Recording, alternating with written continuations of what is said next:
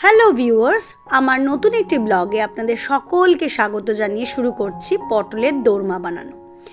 এই গরমে বাজারে প্রচুর পটল পাওয়া যাচ্ছে, তাই আজকে ইচ্ছে করলো পটলের দোরমা বানাই এবং সেটাই আপনাদের সাথে শেয়ার করছি। প্রথমেই পটলগুলোকে ভালো করে ধুয়ে তার খোসাটাকে ছাড়িয়ে নেব।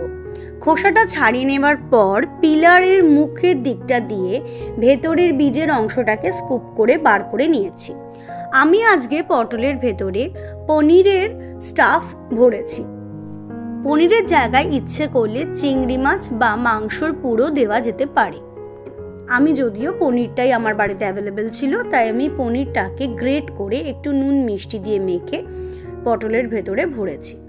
এই স্টাফ করা পটলগুলোকে সর্ষের তেলে আমি ভালো করে ধিমে আঁচে ভেজে নেব।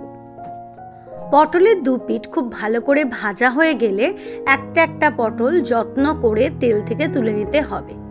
একটু আমি খেয়াল রেখেছিলাম যাতে ভেতরের যে পুরটা সেটা বেরিয়ে না আসে। এইটা খেয়াল রাখার জন্য আঁচটাকে একটু ধিমে রাখতে হবে আর পটলটাকে বেশি নাড়াচাড়া করা যাবে না। আর একটা কড়াইতে আমি পেঁয়াজ, আদা, রসুন, লঙ্কা, টমেটো এই সব কিছু বেটে নিয়ে সর্ষের তেলে একটু গরম মশলা আর তেজপাতা দিয়ে ভালো করে একটা গ্রেভি বানিয়ে নিয়েছি।